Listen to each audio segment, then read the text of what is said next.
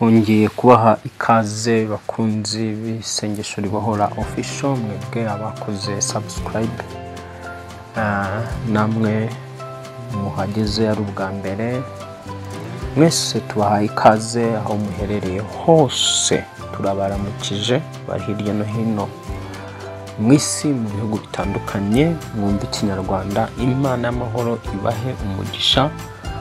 Karibu kugira ngo tuganire ijambo ry'Imana. Reka tubanze dusenge kugira ngo Imana ibane natwe muri uyu mwanya. Imana nyiricyubahiro, muremye ijuru n'isi, Imana isumba byose, Imana yaremye umwana w'umuntu ikamuhumekera umwuka mu mazuru agahinduka ubugingo buzima. Uwiteka, wowe waremye umuntu mu buryo butangaje, ukarema umuntu umwuka, ukamwambika umubiri, ukamuha amaso, amatwi, kugira ngo mwami amatwi yajye abasha kumva ndetse n'amaso yajye abasha kubona. Turi imbere y'amaso yawe, ngwino uganire natwe, ohereza umwuka wawe wera abane nawe. Fata ibyemezo, bakaba bafata ibyemezo byo kugira ngo bateze umuntu ubuhumyi. Icyo nicyo rero tugiye kuvuga. Tugiye kugaragaza nyine ukuntu isi y'umwijima ishobora guteza umuntu ubuhumyi. Iyo tuvuga buno ubuhumyi ngiye kuvuga ni ubuhumyi bw'umutima, ni ubuhumyi bw'umuntu w'umwuka, ni ubuhumyi bw'umuntu w'imbere. Kubera ko ukuntu Imana yaremye umuntu, yamuremye mu buryo butangaje, imuha amaso y'ubwoko bubiri. Hari amaso y'umubiri, aya ngaya agufasha kureba ibya hano mu isi, agufasha kureba ibigaragara, ibiboneka. Hakaba n'amaso Imana yaremye iyatereka mu mutima w'umuntu, iyashyira mu mutima w'umuntu, ariyo twita amaso y'imbere, amaso y'umwuka. Ayo maso y'imbere muri wowe akubashisha kuba wabona ibiri mu isi y'umwuka, ibizabaho, ukaba wabona iby'igihe kizaza, ukaba wabona imbere hawe. Kuko ureba imbere hawe uhabona umugisha, uhabona ibyiza, ntutakaze ibyiringiro, ntucike intege kuko ubuzi ngo nsonje mpishiwe. Cyangwa se imbere hawe ukaba wahabona ibibi, ibyo bibi ugasenga kugira ngo ubikureho. Ni ukuvuga ngo ni amaso y'umutima abasha kureba ibiri mu cyumweru gitaha, ibiri mu kwezi gutaha, ibiri mu myaka 10, ibiri mu myaka 5, iby'igihe kizaza. Amaso y'umutima abasha kukwereka iby'igihe kizaza biri imbere yawe. Amaso y'umutima abasha kukwereka ibibi, imitego cyangwa abanzi bawe n'ababisha bawe, ukaba wabonesha amaso y'imbere. Babandi baba baguhishe, babandi baba bakwishushanyijeho, babandi bakuryarya, noneho ya maso yagushizemo mu mutima, Imana ikaba yatuma yagufasha gutuma ya maso ari ababona kababona mu mwuka, ukamenya ni bande. So aya maso rero abarozi bajya bayica, bajya bayakubitisha ubuhumyi. Satani ajya yakubitisha ubuhumyi akayahumisha. Aya maso ni amaso ashobora kugufasha kubona umwanzi wawe ukamumenya mbere y'igihe. Ni amaso abasha kugufasha kubona imitego wategwa ukamenya n'uburyo uyisimbuka. Ni amaso akaze rero, arakenewe. Imana yiremye umuntu wese aho ava akagera, aya maso aba yafite mu mutima, iyatereka mu mutima. Reka dusome ijambo ry'Imana ryemeza ibyo. Turibona mu Befeso igice cyaho cya mbere. Dusome Abefeso igice cyaho cya mbere, niho tugiye kugira ngo turebe icyo cyanditswe. Utagira ngo ibyo mvuze ni ibintu mpfuye kuvuga, ni ibintu biri muri Bibiliya mu izina rya Yesu. Hano twigisha ijambo ry'Imana, tukavuga ijambo ry'Imana, ntabwo tuvuga amagambo yacu bwite. Abefeso igice cyaho cya mbere, Abefeso igice cyaho cya mbere, duhere ku murongo waho wa 17. Abefeso igice cya mbere umurongo waho wa 17 handitse ngo kugira ngo Imana y'umwami wacu Yesu Kristo ariyo data wa twese n'icyubahiro ibahe umwuka w'ubwenge no guhishurirwa bitume muyimenya, ngo amaso y'imitima yanyu abone uko ahweza, mumenye ibyo mwiringizwa n'iyabahamagaye, mumenye n'ubutunzi bw'ubwiza bw'ibyizaraga abera. Hano duhere ku murongo wa 16 we atangira kuvuga ngo mbashimira Imana urudaca nkabasabira uko nsenze, kugira ngo Imana y'umwami wacu Yesu Kristo ariyo data wa twese w'icyubahiro ibahe umwuka w'ubwenge no guhishurirwa bitume muyimenya, ngo amaso y'imitima yanyu abone uko ahweza, mumenye ibyo mwiringizwa n'iyabahamagaye, mumenye n'ubutunzi bw'ubwiza bw'ibyizaraga abera. Uyu ni Paulo yandikira Abefeso, atangira ababwira ngo mbashimira Imana urudaca nkabasabira uko nsenze. Noneho yabasabiraga iki? Yabasengeraga iki? Niki? Iyo yajyaga imbere y'Imana akamurika bano Befeso imbere y'Imana, yabasabiraga iki? Yabasabiraga umwuka w'ubwenge, kugira ngo babashe guhishurirwa. Umwuka w'ubwenge uduha guhishurirwa, uduha gutahura, kuvumbura.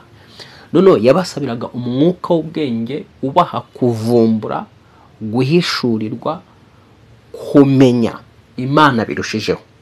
Noneho muri uko kumenya Imana birushijeho, akababwira ngo bizatuma amaso y'imitima yabo ahweza. Iki ni cyanditse kikwereka kwa amaso y'umutima, umutima ugira amaso. Iki cyanditse kikwereka ko umutima ugira amaso. So noneho rero aya maso y'umutima abasha kubona cyangwa abasha guhuma. Paulo rero mu kubasengera we yifuzaga kugira ngo batunge umwuka w'ubwenge utuma bahishurirwa, utuma bamenya Imana birushijeho. Kabiri, bwa bwenge no guhishurirwa bigatuma amaso y'imitima yabo abasha kubona iby'Imana ibabwira ko biriho ari ukuri, bakabasha kubona neza yuko iby'Imana ibiringiza bihari, bazabibona. Imana rero nawe ndagusengera kugira ngo amaso y'umutima wawe yakoreho mu izina ry'Yesu abashe kubona.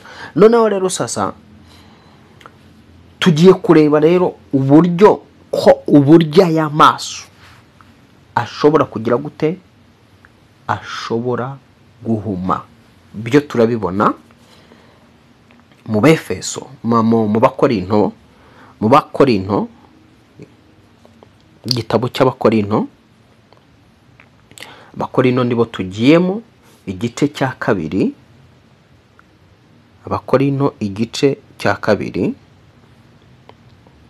ni Abakorinto ba 2, urwandiko Paulo yandikiye Abakorinto igice cyaho cya 2, umurongo wa 3 kugeza ku murongo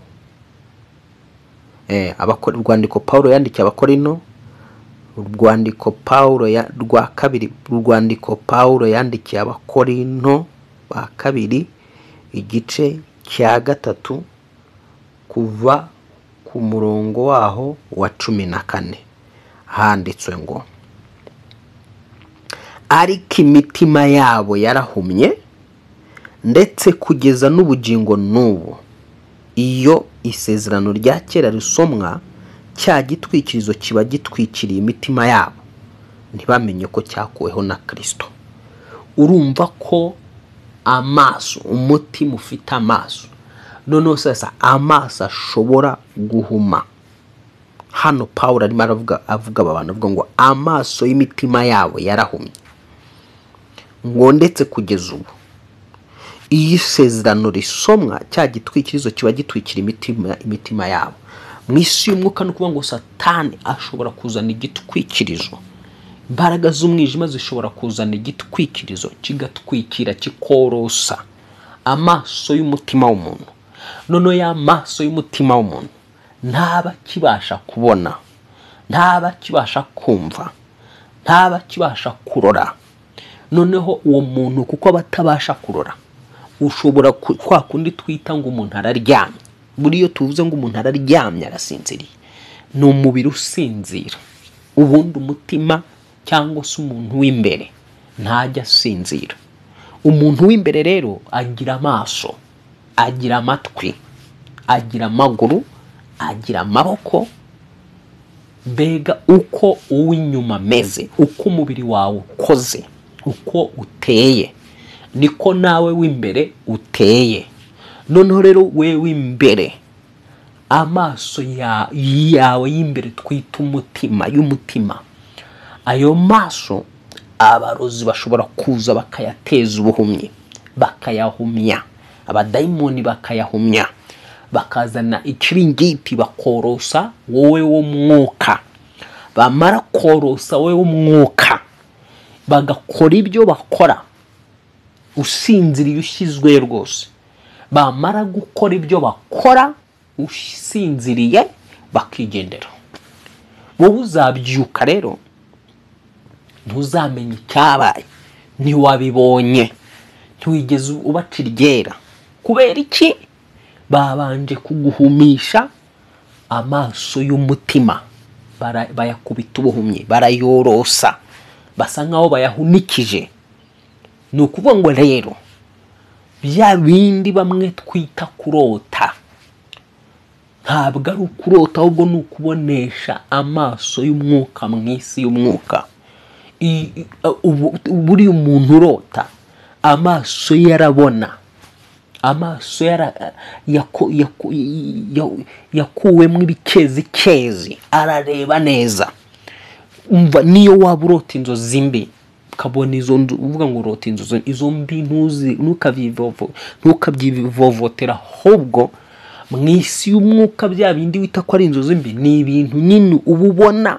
Abagome, abagambanyi baba bakugenza bagushakisha, ni imyuka y'abadayimoni iba yiyambitse inzoka, ni imyuka y'abarozi iba yigize inka, ikakujyana muri ya masi yabo, ahubwo wowe ukabibona. Noneho mu gihe ubibonye, ahubwo ntumenye ibyo ari byo, ntusobanukirwe ibyo ari byo, kuko mu bwenge bwawe bahononye. Wumvise ko Pawulo mu cyanditse twatangiriyeho dusoma yavuze ngo mbasabira uko nsenze kugira ngo Imana Data twese ibahe umwuka w'ubwenge utuma muhishurirwa, kugira ngo amaso y'imitima yanyu abashe guhweza no kubona.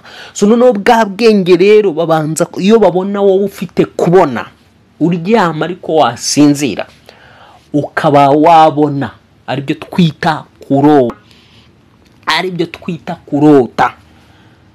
Ya maso yawe y'umutima bari kubona igihe umubiri usinziriye. Iyo babona kwa yawabona, icyo bayakorera n'iki, icyo bagukorera, iyo babona yuko byabananiye kuguhumisha imitima, kugukubitisha ubuhumyi bw'umutima, ikintu bakora bagukuramo umwuka w'ubwenge bwakubashisha gutuma usobanukirwa ibyo wabonye usinziriye, bwakubashisha gutuma uhishurirwa ibyo wabonye uryamye. Ibyo rero Satani abikorera kugira ngo ace intege ubuzima bw'umuntu, ace intege ubuzima imibereho y'umuntu, afata ubugingo bw'umuntu abutwaza igitugu. Ndagusengera mu izina rya Yesu Kristo kugira ngo wowe ubona ariko ubwenge bwawe bukaba butabashaga guhishurirwa ibyo wabonye. Uyu munsi nanjye ndagusabira kugira ngo umwuka wo guhishurirwa utuma umenya icyo wabonye ushyizweyo n'ijoro usinziriye, ukimenye mu izina rya Yesu Kristo. Aha, dukomeje tugasoma rero mu Bakorinto nanone igice cyaho cya Bakorinto ba kabiri igice cya 4 n'umurongo waho wa 3. Abakorinto, rwandiko Pawulo yandikiye Abakorinto noneho ba kabiri igice cya 4 kuva ku murongo waho wa 3 handitse ngo, ariko niba ubutumwa bwiza twahawe butwikiriwe abarimbuka, ari bo batizera, ab'Imana y'iki gihe yahumiye imitima, kugira ngo umucyo w'ubutumwa bwiza bwa Kristo ari we shusho y'Imana utabatambikira. urumva hano Pawulo nanone arakigisha avuga ngo ariko niba ubutumwa twahawe butwikiriwe bisobanura iki? Mbega babubundikiye habuze abantu babwiriza ubutumwa, habuze abantu bigisha, habuze cyangwa se hari umuntu uri mu ubwo butumwa ariko Satani akamutwikira, ntiyemere ko akorera ku mugaragaro, ntiyemere ko akora mu buryo buri wasi. Uwo muntu mu yandi magambo ubutumwa yahawe buratwikiriwe, si wa muntu utwikiriwe, hatwikiriwe ubutumwa yahawe. Ariko ubutumwa yahawe nta kindi, si ikibazo cya wa muntu, ahubwo ni ikibazo cy'abo Satani adashaka ko ubwo butumwa bubashyikaho.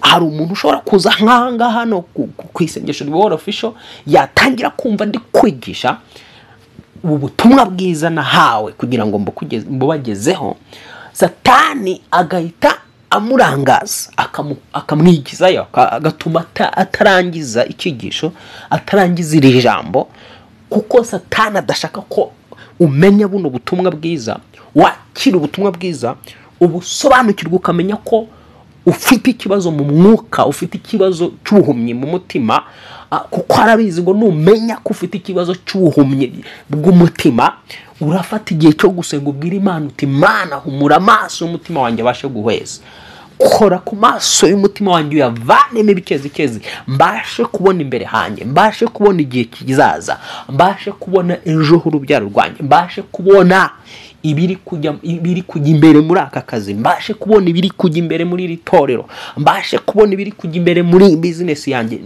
hwezesha amaso y'umutima wanjye, mbashe kubona uwo ngendana nawe. Iyo Satani ashaka kugira ngo akwihishe, noneho akugirire nabi, ashobora kuzana umuntu mu buzima bwawe, wa muntu mu buzima bwawe agakora uburyo bwose bushoboka, agahuma amaso y'umutima wawe kugira ngo utazatahura wa muntu ugendana nawe, utazamenya wa muntu ubana nawe, kuko arabizi ngo numutahura ukamenya umuntu uri mu buzima bwawe uwo ari we ko yatumwe na Satani, uzahita umucika, uzahita utandukana nawe. So nukuvuga ngo rero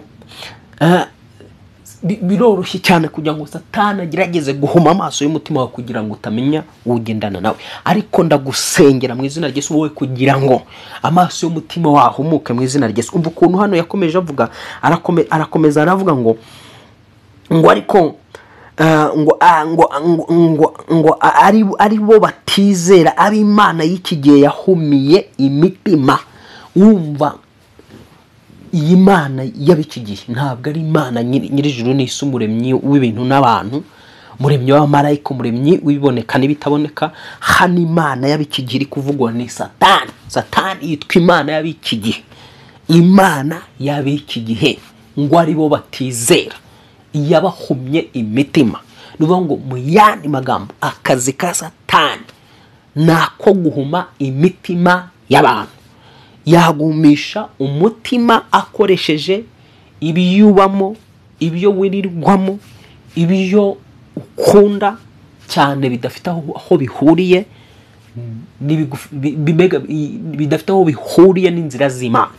Yaguhumisha umutima akoresheje ibibazo byucamo n'intambara nyinshi ucamo, bikarangira ahumishije umutima wawe, kuko ashobora gukereya uruvange rw'ibibazo, noneho rwa ruvange rw'ibibazo akabivangavanga, noneho akabizamura bigakurwa mu isi y'umwijima, bigasukwa kuri wowe, byasukwa ku muntu. Niba uwo muntu adasenga, niba uwo muntu adatabaza Imana, niba uwo muntu adafite kubona mu maso, kubonesha amaso y'umutima ngo abone ko ibyo bibazo biri gusunikwa n'isi y'umwijima, biri gusunikwa n'abadayimoni, biri gusunikwa n'abakozi ba Satani, uwo muntu azatangira gushakisha uburyo bwo kubihunga, ajye mu kabari, ajye mu buraya, ajye mu biki, mbega usange arimo ari droga, ibiyobyabwenge kugira ngo akwepe bya bibazo.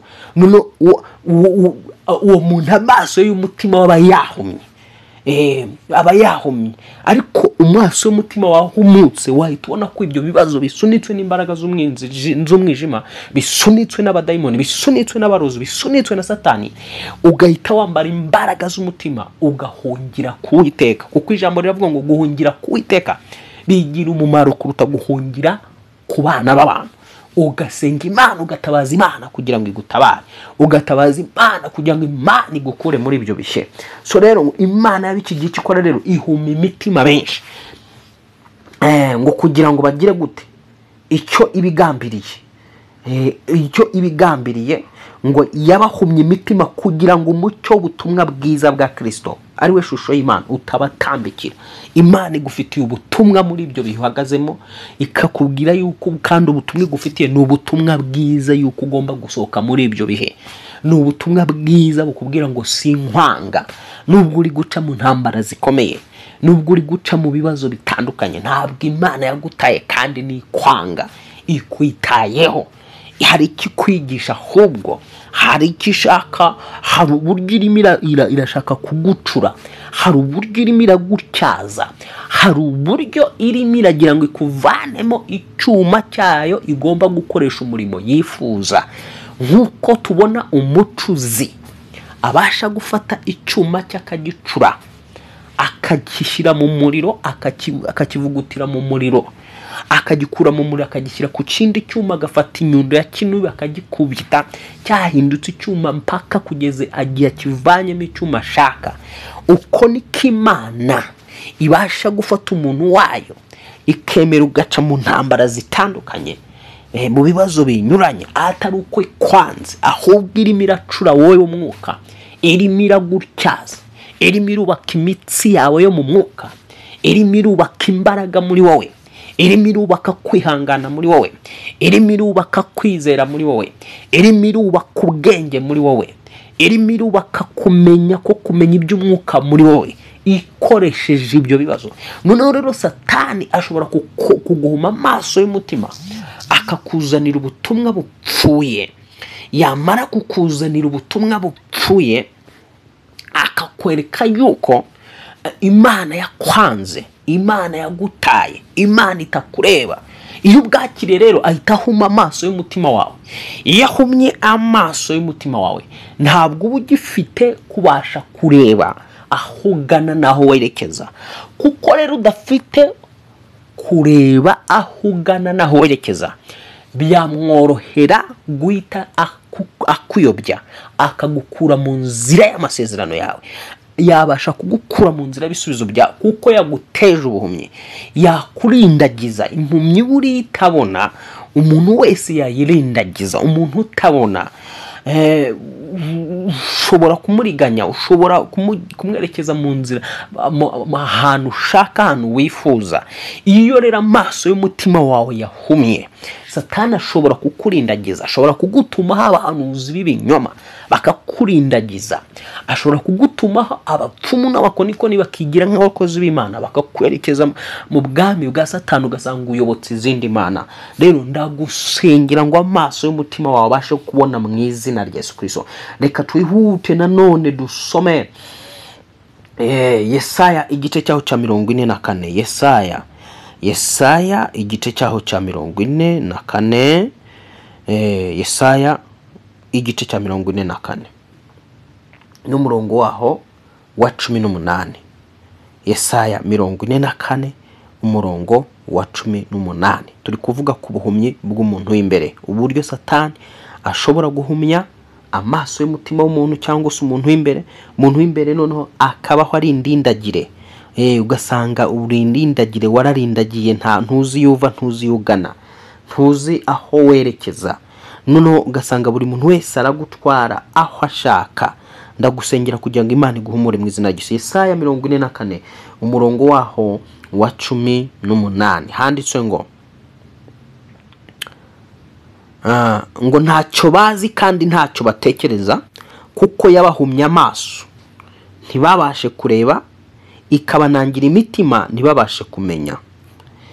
19 avuga ngo nta wibuka, nta umenya ngo ajijuke, nta umenya ngo ajijuke. Ubwo tugeze ku murongo wa 19, nta umenya ngo ajijuke, avuga ati ingere ya kimwe nayicanishije umuriro, amakara nyatarisha umutsima, nyotsaho inyama ndayirya. Mbese ingere yacyo isigaye nahindura icyo kuziririza ngapfukamira ingere y'igiti? Hano urumva ukuntu ijambo ry'Imana ngo ntacyo bazi kandi ntacyo batekereza, kuko yabahumye amaso ntibabashe kureba. Aya maso ari kuvugwa rero ni amaso y'umuntu w'imbere. Urumva kuko ngo ntacyo bazi kandi ntacyo batekereza. Iyo wamaze guhumishwa mu mutima, warakubiswe ubuhumyi bw'umuntu w'imbere, n'ibitekerezo byawe biba bibi, no kumenya kwawe kugira ngo ugire icyo umenya, ugire icyo wakira, kugira ngo bakwigishe umenye biragorana. Kugira ngo uhugurike umuntu akubwire ngo gira, ntibikunda. Kuko iri jambo urumva ukuntu bwaryo ririmo rirabisobanura ngo ntacyo bazi kandi ntacyo batekereza, kuko yabahumye iki? Amaso. Kuko yabahumye amaso ntibabashe kureba. Imana igukore ku maso ay'umwanzi yahumishije, ay'abarozi bahumisha, abakwataka ntumenye ko watatswe, bagahumisha amaso y'umuntu imbere. Ibitekerezo byawe bikaba bigufi mu ijambo ry'Imana, bikaba bigufi mu byanditswe byera, bikaba bigufi mu guhishurirwa. Uyu munsi ndagusengera mu izina rya Yesu, imbaraga z'Imana zururuke ziguhumure katika jina la Yesu. Umuseke utambikire, ugutambikire umucyo wa Kristo, umurikire ubugingo bwawe, umurikire umutima wawe, amaso yabashe guhweza mu izina rya Yesu Kristo. Ubashe kubona imbere h'ubuzima bwawe, aho uri kuva ubashe kuhabona, aho uri kugana ubashe kuhabona mu izina rya Yesu Kristo wabambwe agapfa akazuka. Buri bwoko bwose bw'imbaraga zirwanya ubuzima bwawe, ziciranye imibereho yawe, ziguteza ubuhumyi, ziguteza ubuhumyi bw'umutima, ubwo mu bitekerezo, zigambiriye kugira ngo utamenya iby'Imana ikwiringiza ko bihari, izigambiriye kugira ngo udahishurirwa kw'iby'Imana yakubwiye bikuri imbere. Izo mbaraga zitsindwe mu izina rya Yesu. Waruri mu buzima n'imibereho, wowe waho wibwira yuko nta kiza kiri imbere yawe, Satani akakwihebesha, Satani akaguca intege, ntambaro uhagazemo akakumvisha ko zitazarangira, gashaka kugira ngo akugushe. Hari abantu baraguye bahagaze, baguye basenga, baguye bahanura, baguye bavuga ubutumwa, baguye nyine, baguye kera bakagwa mu buryo bw'umutima. Simvuga abagwa bagakora ibyaha, hari ukugwa ko kugwa mu muntu w'imbere. Umuntu akaba atajya mu kabari ngo anywe inzoga, umuntu akaba atajya gusambana, ariko mu mutima yaraguye, yaranamutse, yavuye mu byizerwa. Nta byiringira gifite by'ubuzima bwe, nta byiringira gifite by'amasezerano, nta byiringira gifite by'Imana yamuvuzeho.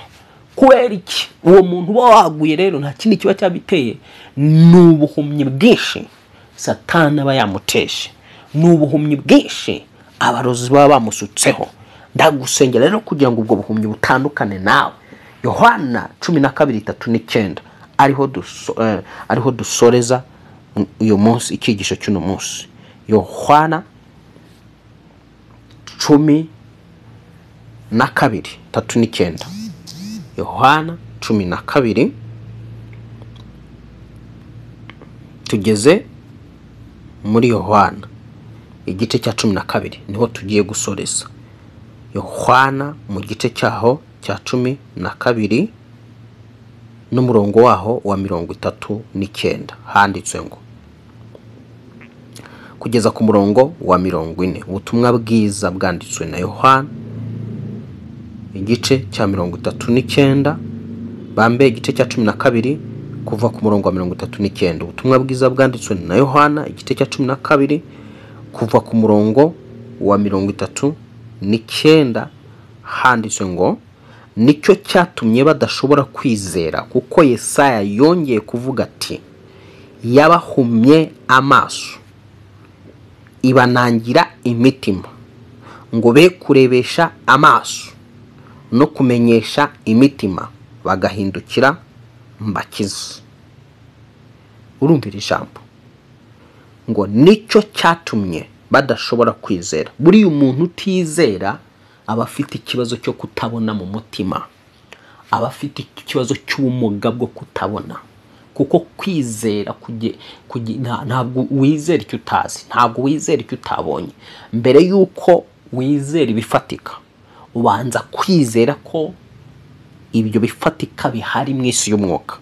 Amaso y'umutima wawe akakwereka ko hari ibi mu isi y'umwuka, hari ibifatika.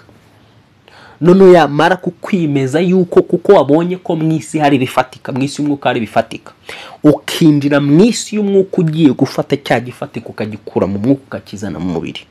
So nuvuga ngo rero ijambo ritangira ngo nicyo cyatumye badashobora kwizera, kuko Yesaya yongeye kuvuga ati yabahumye amaso.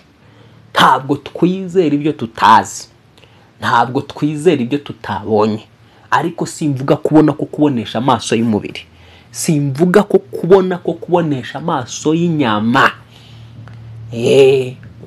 Kubonesha amaso y'inyama Yesu we yarabigarutse abwira Toma, aramubwira ngo hahirwa uwizera atabonye. Uwizera atabonye ariko atabonesheje iki? Amaso ye y'umubiri, ariko amaso y'umutima we ntabwo yabashije kubona, noneho akizera.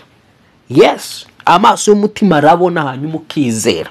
Noneho rero uyu muntu w'Imana arimo arasobanura ubutumwa bwiza burimo buravuga ngo kugira ngo nicyo cyatumye badashobora kugira gute? Kwizera. Kuko Yesaya yongeye kuvuga ati yabahumye amaso. Impamvu yo guhumishwa kw'amaso yabo niyi, ngo nukugira ngo batarebesha y'amaso bakamenyesha iki? Imitima bagahindukira bagakira.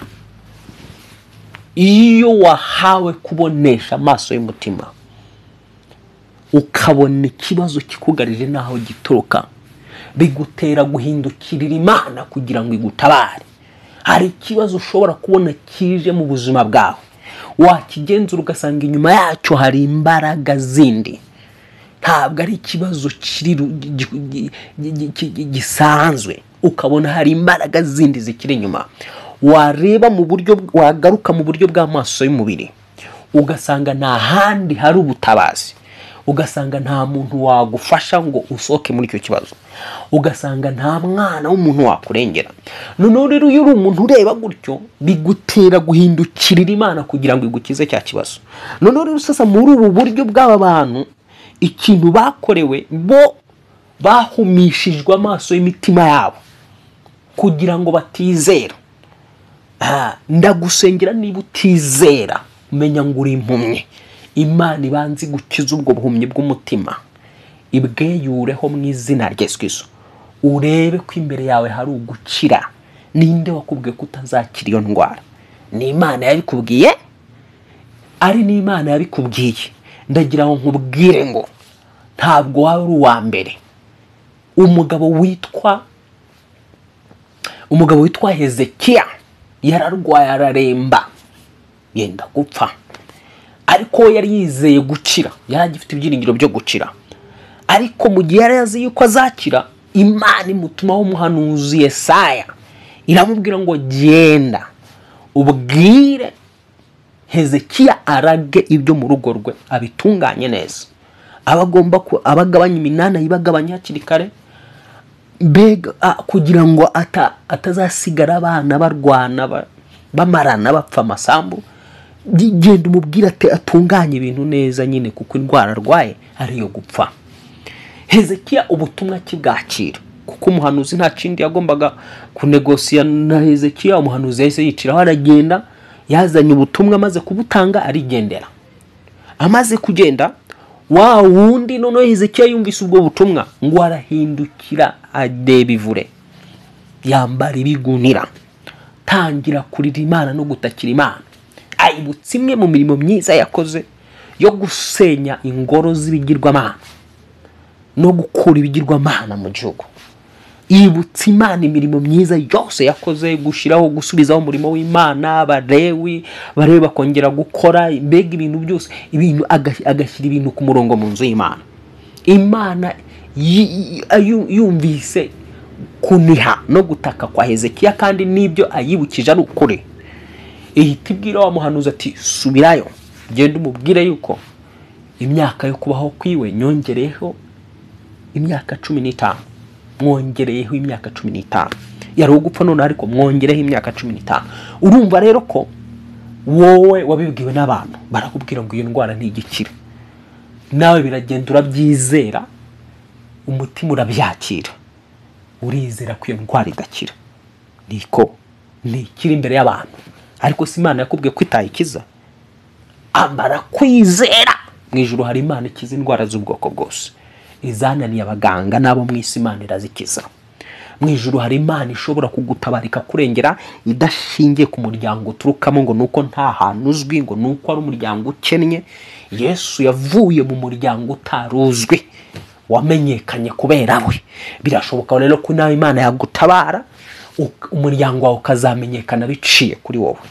Zopetese kiriya horiya, ndumva mfashijwe cyane. Imana ishobora kugutabara. Urareba impande n'impande ukavuga ngo nta muryango, nta nshuti, nta bavandimwe, nta umuryango wanjye ntuzwi mu kagari, ntuzwi mu mudugudu. Ukumva ko imibereho yawe Imana itayindura, yahindura, yamara kuyihindura, ahubwo umuryango wawe ukazamenyekana biciye kuri wowe. Zamurira Imana icyubahiro niba ubyizera. Mu ijuru hari Imana yaguhindura ubuzima, ikaguhindura imibereho, izina ry'Imana rigahabwa icyubahiro. Icyo usabwa ngo humuka amaso y'umutima, humuka ubone ibyo Imana ikwiringiza, humuka ubone aho ibikuri imbere, ibikuri iruhande, iburyo n'ibumoso, bigutere guhindukirira Imana no kuyishaka kugira ngo igukize. Wikwemera kumera nk'aba bantu ijambo rimbwiye ngo yabahumye, ngo nicyo cyatumye badashobora kwizera, kuko Yesaya yongeye kuvuga ati yabahumye amaso ibanangira imitima. Ya maso yamaze guhuma n'imitima uranangirwa. Aya maso ari kuvuga utibwira ngo nayo umubiri, nayo ngayo y'inyama, ayo ngayo yabasanzwe, nayo umuntu w'imbere ya badayimoni, imyuka mibi, abarozi bashobora guhumisha ibibazo bikagenda bikishuka mu mutima w'umuntu, bigahumisha wa mutima w'umuntu. Byamara guhumisha umutima w'umuntu, n'umurengwe watumuhuma. Si ibibazo gusa, umurengwe watuma umutima wawe uhuma. Mu gusengera kugira ngo uboneshe amaso yawe, ndagusengera kugira ngo Uwiteka acishe umuriro ku maso yawe, agukozeho umuti. Hari itorero Yesu Kristo yandikiye muri ariya matorero 7 yo mu Byahishuwe. Hari itorero yandikira aribwira ngo ngwino ungureho umuti usige ku maso kugira ngo ubashe kubona.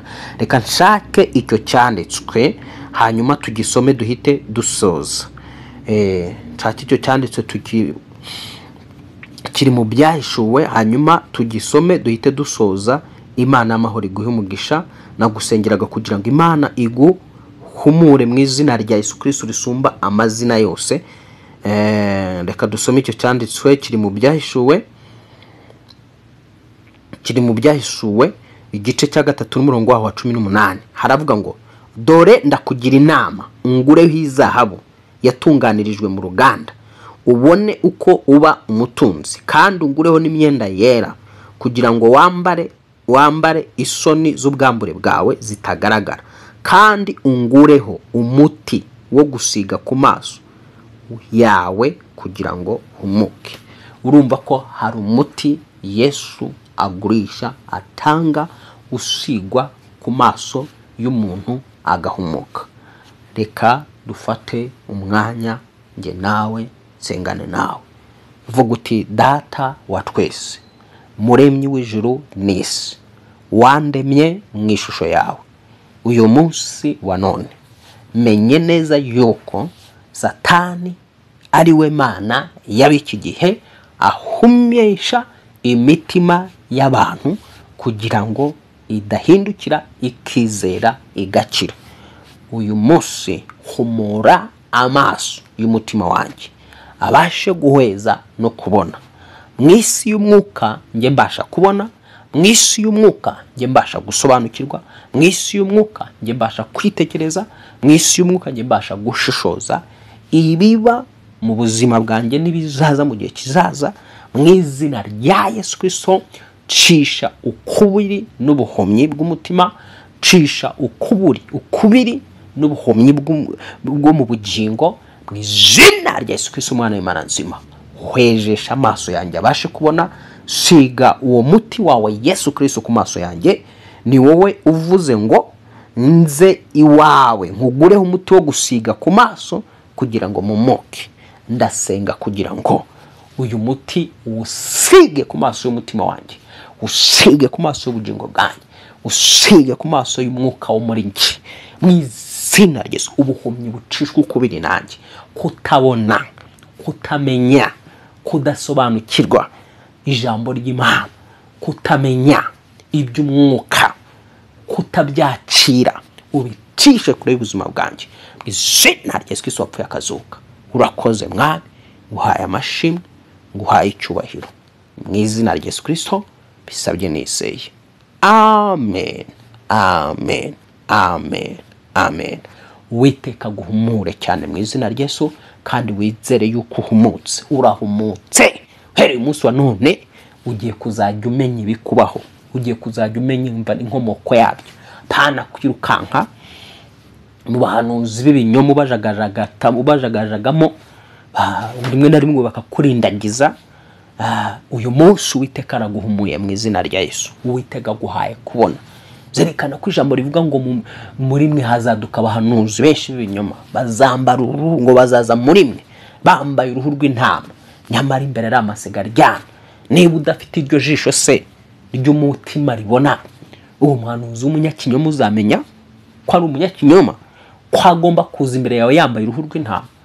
Niba udafite amaso areba imbere rero ngo urebe ko uwo muntu ugiye guhura nawe ari isega, ntizarangira ari kuri Yesu. Mu izina rya Yesu akira guhumuka, mu izina rya Yesu akira guhumuka, mu izina rya Yesu akira guhumuka, mu izina rya Yesu akira guhumuka ku mutima. Urakoze Mwami ko abantu bawe bahaye guhumuka, kandi nanjye ukaba umpaye gucana ku maso cyane. Ya maso y'imiriro wampaye ndagushimiye ko yacanye cyane kugira ngo arusheho gukomeza kubona. Ni mu izina rya Yesu Kristo amazina yose. Amen, amen, amen. Kanda subscribe wowe utarayikanda niba ufashijwe n'ijambo ry'Imana. Namwe abayikanze icyo musabwa ni ugukora share, ukaba wafata iki kiganiro ukagisharinga mu magurupe mubamo, kuri status yawe, cyangwa se mu bandi bantu b'inshuti zawe. Kandi icyo wasabwa ni ugukanda like. Buri ukanze kuri ekara kantu kanditseho like, ni ukuvuga ngo YouTube ihita ubwayo yohereza cya kigisho hantu tuye. Nicyo bifasha, hanyuma uyu muyoboro wacu ukaba wakwaguka. Imana ibagirire neza, Imana ihe umugisha, mugire ibihe byiza. Shalom, shalom.